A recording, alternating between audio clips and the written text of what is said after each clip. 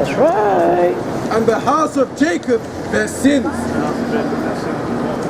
So is it because there's an opportunity for the spirits on, who did you say it was, sorry, the one that was turned to stubble? Esau, the house of Esau. Are you saying that there's an opportunity for those who descend from there to find redemption? Hell no. No, okay. So what's the purpose of telling, getting people to know? This is why. This is why the Bible is beautiful. Because all that, like I said, all the answers are there. So, okay, start from...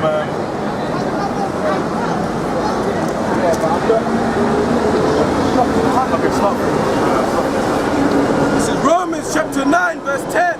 And not only this, but when Rebekah also had conceived by one, even by our father Isaac. So this is going back to Rebekah, which is the mother of Jacob and Esau, which I just read earlier in Genesis. And it's, Isaac and Rebekah. So go on. For the children being not yet born. So for the children being not yet born, it's like I said, like I've read, remember before, said the older will serve the younger. That was before they'd even done anything. Like they didn't even breathe their first breath of fresh air because the air was fresh back then. That's that it was we're gone before they even come out. Having done any good or evil. They ain't even done their first act. But the purpose of the Most High, according to election, might stand, not of works, but of him that calleth. So basically, it was just so that the purpose of the Most High could stand. It wasn't it wasn't a reward for anything. It wasn't a punishment for anything. It was basically set up in the spirit. Their purpose is going to be this. This other guy's purpose is going to be this. It was said unto her, the elder shall serve the younger, as it is written, Jacob have I loved. So it says the elder served the younger, which the elder was Esau, which we read earlier, and the younger Jacob. It said what? Jacob have I loved, but Esau have I hated. But Esau has I hated. So the Most High just hates Esau. That's he actually hates. So that's this is what I'm saying. It's like, look, the truth of the Bible, we're understanding. People say God is love. It's funny to find the word hate in relation to something that like when we understand true humility, even as human beings, we can understand true humility, where there is no room for hatred. Actually, in the eyes of God, he still can harbour hate. No, but of course we hate our enemies. That's with right. A perfect hatred. Maybe for your enemies, one another. It's you have hate for them. But the thing is, in the New Testament, what you need to realize is the love that it's talking about you're meant to have for those you hate. It's for your brothers. Because we're all of one nation. And even within, this is a nation which is 12 nations of one. Even these guys have hate, man. It says basically, if you go back to the history... Really interesting to take this point, because that's something I really fundamentally would disagree with. So I'm not saying you're wrong, but I wouldn't try it's the point of contention. I can understand if you have trouble with that. That's because whatever worldview you've fostered, this is just the truth according to the Bible. Because you can read that again in Romans. We live over. Peace upon the love only applies to our people. Okay. Leviticus 19 and verse 17. Thou shalt not hate thy brother in thy heart. Thou shalt in any wise rebuke thy neighbor, and not suffer sin upon him. Thou shalt not avenge, nor bear any grudge against the children of thy people. Yeah. So the children, basically within this group, within this separation, that's where you're not allowed to hate. And that's what was being re-clarified in the New Testament. So do you mean that you would inevitably hate anyone who's not in your tribe, or you're able to hate them? It's not that you would. If I'm not the same as you, you would. If the guy is a spectacular servant, I might not hate him. He might be all right. I might give him the odd day off so he can get some pussy or something. But the thing is let's even look at this. What are the actions that have been done against his people? Because you go throughout the scriptures, all these other nations, what they've done is basically bring war against us, try and bring us down, but it's keeping us on a lower state. And that's what's happening in the modern day. You go into the modern day, what happened to the transatlantic slave trade? Anyone in their right mind is going to feel hatred towards a person who grabbed them from where they were living, moved them off to the other end of the world and then started beating the shit out of them. So I don't even know where they are, they don't know where their root is, all that. That's just common sense. And so isn't it like crazy and incredible to try and comprehend how there are people who can forgive, like mothers who forgive people for murdering their children? Yeah, but you know what that is? That's called not having any power within your hand. Because the thing is like, Some bro, say that's okay, ultimate let's power, being for able to example forgive. say someone murdered my little son. If I went out and you know and cut that guy's throat and meticulously tortured and killed him, my ass is going into jail, or I'm gonna get the death penalty or whatever, depending on what country I'm in. So you know that is just not. The thing is, the laws of the Bible. There's multiple times in the Bible where you're supposed to put someone to death for certain acts, but you know we can't do that now. Because if you were to go out and say, okay, I'm killing you for this, I'm playing out the judgment in the Bible, your ass is gonna get firing squatted, you're gonna get headlocked by a bunch of police, you're gonna be in jail, getting batoned up your anus. There's all, you're not gonna get away with it. So right now, it says in the scriptures that all things are lawful, but not expedient. Yeah. Expedient. So it's not expedient to try and act out these things, because it's not our society. When we have our kingdom, then all those laws are going to be played out. The judgments are going to be passed. But who has the kingdom? Well, Israel has it. You know, we got what was it? So Romans. Okay, let me finish this because this, you know, you said you have trouble. Continue on 13 and then just read that. But you know, you said you have trouble grasping the hatred aspect. But funny because the Bible's got you pegged down in that. Romans 9, verse 13. As it's written, Jacob have I loved, but Esau have I hated. What shall we say then? Is there unrighteousness with the Most High? So you know you're struggling with, you know, that can't be right. Or is God, who you call God, is he unrighteous? God forbid. God forbid. Most certainly not. For he saith to Moses, I will have mercy on whom I will have mercy. Yeah. So look, man, he created everything. Everything you see, everything you see here was created by who you call God. So of course you can do whatever he wants with it. That's You right. can create, just like when you have a screenwriter. You know, you got movies. You have a screenwriter. What's a movie? Harry Potter. In Harry Potter, Voldemort couldn't be the hero. He didn't have a say in whether he was a hero or not. He had to play the role of the bad guy. That's right. That's what we're acting out here. We're living out this. This is story. this is quite literally. So this is a really good point too, because I feel like that's why fundamentally we're more than just performers, and this is why I feel fundamentally. Why would you feel that? Because although I know that we're spiritual beings, and that spirit Job 33. and that the Spirit of God is being invested through reality so that God's will can be performed. I also believe that we, as part of God's will, as conscious beings, as part of God's light, we are that light. We're not just the Spirit that's acting out. And for me, that's what it always comes down to. So on one level, this is really good for me right now listening to you, because I can see that what you're getting at, we're talking about the story of play. And that's awesome. The story will be played out. The inevitable will happen. But to be inside, you know, constancy will be. Yeah. But in order for us to live out the life that we will follow that path. But if we're caught up in our consciousness, being totally wrapped up in how that path is going to manifest, we can just let go and let it happen. And we can do what we must do passionately, because it comes from our heart. Not letting go in the sense of not caring, just being like, you know, but following our hearts. So the inevitable will happen through our hearts, not through our minds. Because our minds is where there's limitations. The misconception you have is So the being of identity is so much more than just that. Being of identity has humility, and that's where the love comes from. the thing you're failing to understand is that the fundamental core of this is that we do not have any say in any action we take. No matter what's happening on the planet Earth. Of course, choice is a word that we use to make sense of the process. The process is inevitable. Choice is the word that we use to make sense of the process. Everything is inevitable. Just like Agent Smith said to Neo, inevitability, Mr. Anderson. Exactly. Everything's set up, we don't have any control. So that's the inevitability. Choice is the word we use to make sense of the process. Well, listen to this is what the Bible says, guys. This is Job 33 and 16. Something 15. Verse 15. Okay, no, get from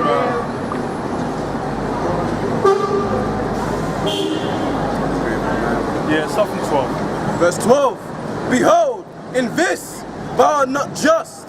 I will answer thee.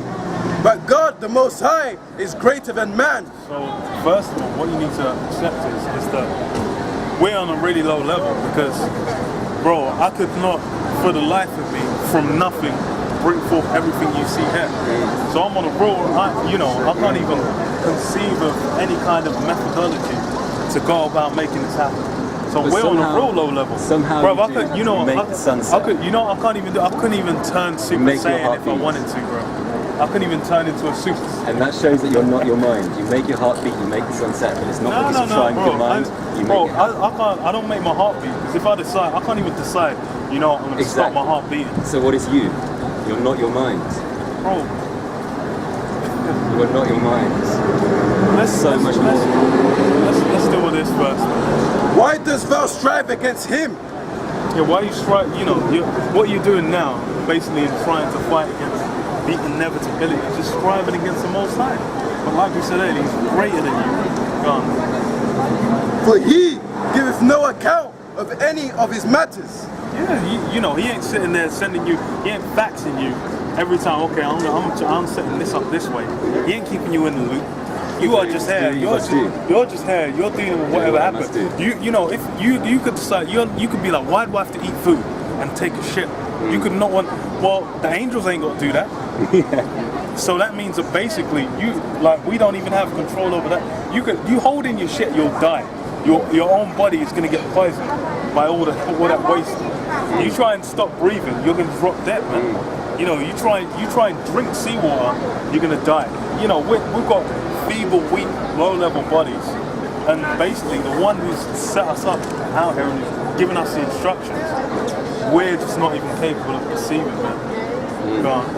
Exactly. For God speaketh once, yet twice, yet man perceiveth not. Yeah, that's it. So it's like the thing is imagine communications could be being made to you, and then you're just not even going to be able to catch it.